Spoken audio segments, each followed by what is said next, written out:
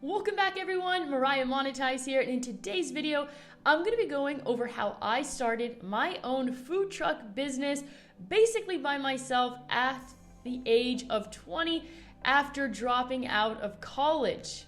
So 3 months ago, I put out a poll, 733 of you voted, 69% of you said yes, you wanted to hear the story behind starting a food truck business in California. If you saw my recent video with the 8 reasons why I decided to drop out of college, you heard a little bit about my food truck journey there, but today I am getting into all the details, how I started it, and I'm also going to be going over the peak year, what my revenue was. I'm going to be talking about if I would recommend this business to someone else and all of the reasons why I decided to exit the business. So I have always loved food from a young child. I was so passionate about food. Once I became a teenager, baking was one of my favorite things to do. I did it on the weekends. I did it over summer break. I did it for my friends. I loved baking fresh bread, especially I would shape it into like turtles and teddy bears and stuff. It was just always so much fun. Then around the age of 14, I thought about having my own restaurant. I also started learning about the food truck industry. I was really intrigued, really interested. So I always had an entrepreneurial drive, but it was never really fostered in the environment that I was in, whether that was at home or that was in the classroom, like in middle school or high school. I did have very entrepreneurial grandparents. I didn't really know them though. I didn't have really a connection with them. And my parents were not entrepreneurs themselves, so that kind of just didn't really foster me in the right direction because I had so many qualities looking back now that I was just meant to be an entrepreneur from the very beginning. So I defaulted to studying business administration with a concentration in strategy and entrepreneurship at my nearby CSU. My original goal was to go off to college. I really wanted to go to St. Mary's in Moraga, but my parents basically laughed in my face when I asked them to co-sign a loan for me, which looking back now, I was pretty pissed at the time. But I am so glad that I didn't run up like $200,000 of debt in student loans. I was able to get out of the college system with absolutely zero debt. So let's talk about how I got the money to start a food truck business all on my own. At about the age of 15, I started winning radio contests, concert tickets to theme parks, water slides, everything I won, I tried to turn it into cash. I sold it all on Craigslist. Then when I was about a junior or senior in high school, I started getting into online sweepstakes. Then I started winning big prizes like cars and cash, trips to the Grammys, free gas for 5 years, free groceries for a while, free taquitos for a year, free Oreos for a year. You name it, I probably won it. And here's a picture of like the weirdest thing I won. It was like this Skittles trophy and this Skittles headband. That will always go down as like the strangest thing I had ever won. I can go into details about sweepstaking in another video. This is a video about the concession business and how I found my way to it. That is a part of the story though. So what I did was I sold everything I could and I was able to save about $100,000 by the time I was 20. I won approximately $1 million in prizes, but I couldn't sell everything. For example, Staples gave me the ability to build a website for me for free. So that was like valued at $75,000, but I couldn't sell it. So you kind of get an idea here. The actual retail value of everything I won was probably close to about $1 million. So I was 1.5 years into college. I'm like, this is a scam. I looked around. I'm like, none of these professors have businesses of their own. I'm wasting my time. I could be making more money if I had all this extra time to enter sweepstakes. So I decided after 1.5 years in college to drop out. And at the time when people asked me, so what the heck are you going to do with your life? I was like, I'm eventually going to start a business. I just don't know exactly what kind of business I want to start. And 2 weeks later, So Yummy Mini Donuts was created. I'll never forget the day I was sitting in my mom's kitchen and I asked her, hey, if I was to start a food-related business and you were in charge of making the food, what would you want to make? She brought up the mini donuts that she had seen at the local county fair. And by the end of the day, we had a mini donut fryer going in our garage as we were already practicing making mini donuts for our new business venture. So me and my mom started out as partners, even though she did not contribute any money to the business. We were technically partners. She was like, hey, just pay yourself back first, and then, we'll figure it out later, going 50-50 on things. We split all the responsibilities, but technically from the beginning, my mom was my business partner. So we took that mini donut machine to all the local farmers markets, small events, small festivals, and very quickly I realized, okay, this is a hobby. I need to turn this into a business. So what I did was I made the executive decision to purchase a custom built food truck trailer. And it was gonna cost about $55,000 at the time. My mom was like, you know what? I don't really feel comfortable making this investment. How about you just go off, you do this business on your own, and I will now be one of your employees. I knew that if I had the food trailer, it was going to basically give me a better chance to get into the better fairs and the better festivals, because some of them required a food truck. 1, 2, I was going to be able to create more products, and 3, it was going to give my business more of a presence at all the events that I took it to. So I'm just going to be honest, I jumped into this business and I didn't know much about it.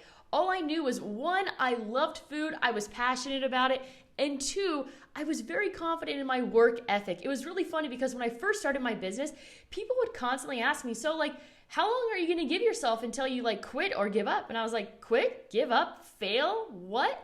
Honestly, that thought never even crossed my mind. The truth of the matter is that if I would have known everything that would have gone down in my concession business, I don't think I would have ever started. But I think that can go for every single business out there. If you knew all the obstacles and all the fires you would have to put out on a daily basis, you would probably never start most businesses that you're interested in. I just learned as I went along when it came to towing a trailer, when it came to dealing with the health department, when it came to paying state sales tax, and everything that goes into having your own business. So after a while, my mom and we decided to part ways. I don't remember. I think she one day said, I'm too old for this shit. And I said, okay, you're fired. But the truth of the matter is that it's very labor intensive, the food truck business, and I understand why she said she was too old for this shit. So I went from just mini donuts out of this little red tent to this really nice, beautiful, custom built, brand new concession trailer. I then started selling mini donuts as well, but I added funnel cakes, corn dogs, deep fried Snickers, Twinkies, and Oreos. And then I decided to create some really unique products because I was just so excited about the creative aspect of food. So the first product I created was an ice cream donut sandwich, and the second product that I created was a funnel cake bacon cheeseburger, which were both featured on the hit series Carnival Eats. The next big move in the concession business came when I met my business partner and mentor, Ron. So Ron was a Dippin' Dots franchisee. He gave me the ability to purchase product from him wholesale and sell in the territory that he already had, which was in the area that I lived in. So it worked out perfectly. Dippin' Dots added a great element to the food I was serving. I was serving mainly hot food, so it gave me the opportunity to serve cold food. Dippin' Dots was a great product to sell. If I was to start all over, I would stick with just Dippin' Dots for a few reasons. 1, you could have just one employee do it. And 2, that employee, if you have a good one, could easily turn $1,000 an hour. The product, you basically have zero waste. Everyone knows about it. It's very easy to transport, and Dippin' Dots is honestly like every concessionaire's like wild dream, or like the product that they wish they could only sell. Most don't know how good it really is. So if I was to start all over, I would have just started with Dippin' Dots and not done anything else. Ron tried to tell me that, but I was a little bit stubborn. I then got into the side of starting to manage Ron's concession trailers too. So he had self-serve slushy concession trailers, another home run product, super cheap to make. The customers basically serve themselves. It's an excellent, excellent product. Ron gave me opportunity after opportunity after opportunity. He had been in the business for decades. He knew it like the back of his hand. Honestly, it was like God sent me this like little angel to help guide me along the way. And I just feel overwhelmingly blessed for having him in my life during that period of time. So every year I would typically add another trailer or booth to my fleet. It could be a Dippin' Dots tent. I started getting Dippin' Dots trailers, and I just kept on expanding and expanding more and more each and every year. I made so many mistakes along the way. The truth of the matter is that I probably grew a little bit too quickly. I didn't give myself enough time to properly train my employees, and honestly, every time they made a mistake, I had to blame myself because I knew that I was not giving them the proper training that they truly needed. But I have always taken the move fast and break things approach when it comes to business. I'm not really sure if it served me well, but it's just kind of how things have flowed over time. So then there came a time in my life where I was like, wow, I caught the travel bug. I took my first solo trip to Thailand. I'm like, whoa, solo travel is amazing. I just wanted more freedom. I knew that I wasn't the best version of myself because I would experience myself in the off season and the in season, and I was just two very different people, you know? I was kind of mean and bitchy and thoughtless during my season, and then when I was not stressed, I was like, wow, I'm just so free and I'm such a better version of myself and I'm thoughtful and I'm empathetic, and I'm like, whoa, it's like I have two different people on my hands here to deal with. There came a point in time where I realized the small business climate in California and where it was going. With the minimum wage increasing, I was gonna have to start charging like $5 for a bottle of water. There was also the element that when it comes to the concession business, it's really challenging to build value in your business and sell it, because this is the main thing. It is nearly impossible to sell your business with the contracts of the events. That is the most valuable part of the concession business, is the events that you have on your route.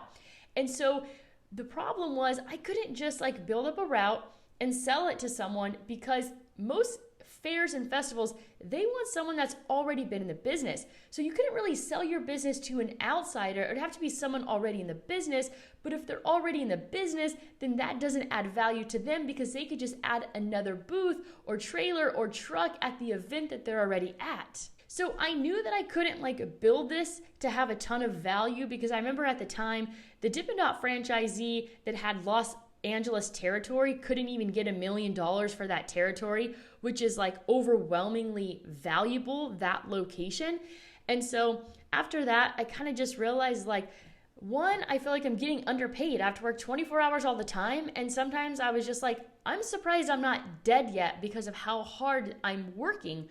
And so I just oftentimes felt really underpaid, and I knew that I couldn't like build up my business to be worth like anywhere near $1 million. And so it just didn't feel right putting more and more and more years into my business, because I didn't think I was gonna get the value on the back end of things.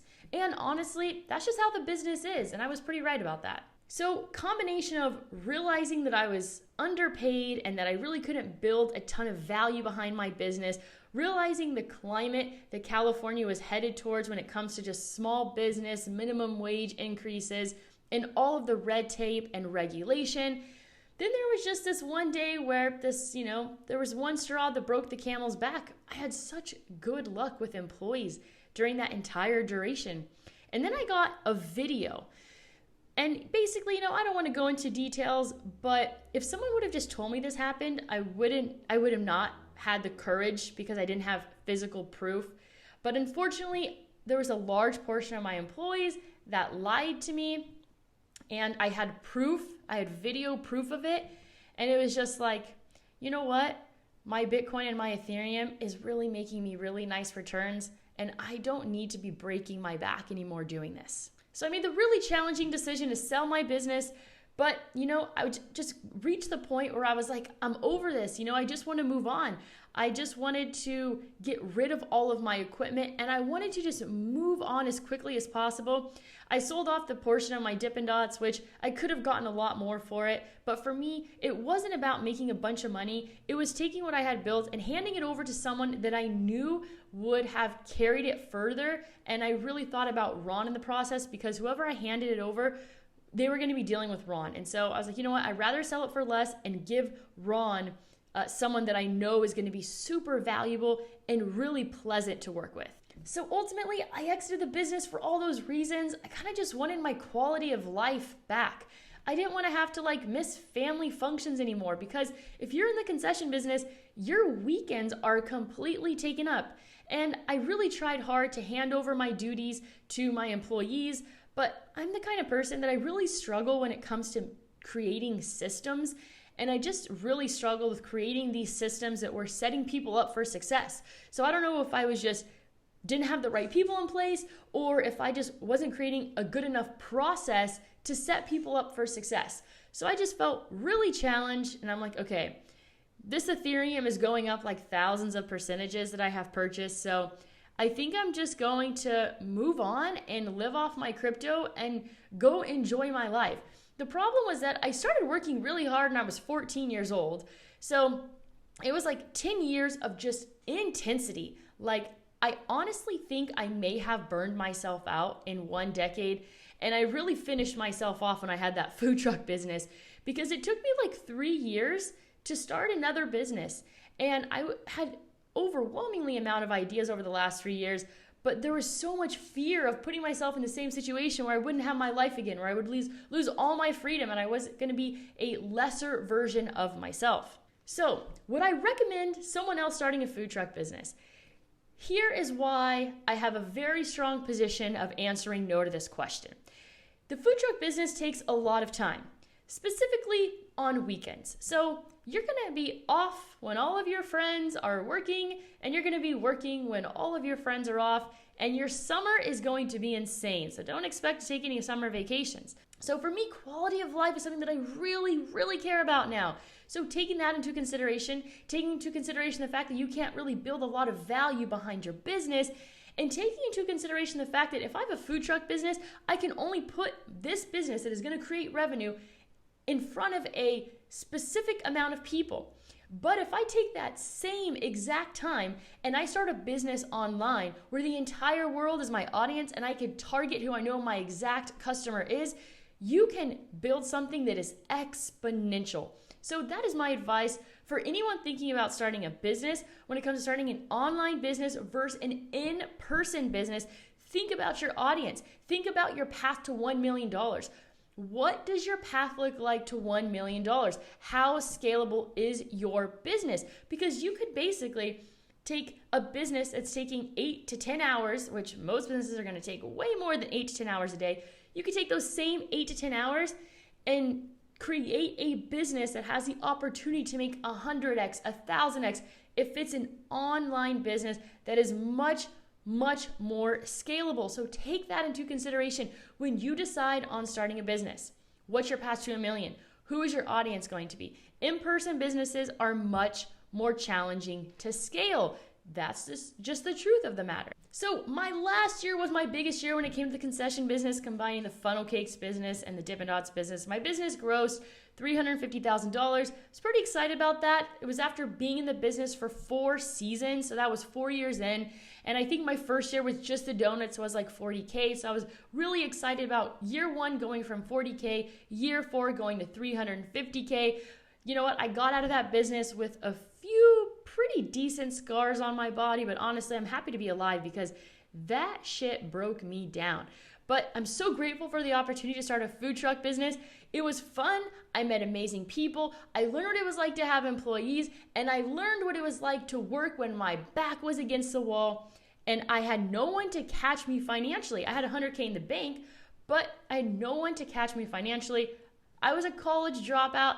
And at the time, I felt like I had to prove myself to everyone. But the truth, looking back now, is that I should have only been trying to prove to myself that I was able to be an entrepreneur and carry myself along the way. So I hope you enjoyed this video on how I started a concession business at the age of 20 in California. It's insane to think that that was 8 years ago. But wow, life has been really good, and I'm grateful for all the opportunities, even the struggles and the hardships that concession business brought into my life. So that is all that I have for you today. Make sure to subscribe down below, and as always, go out there and create a portfolio that you love.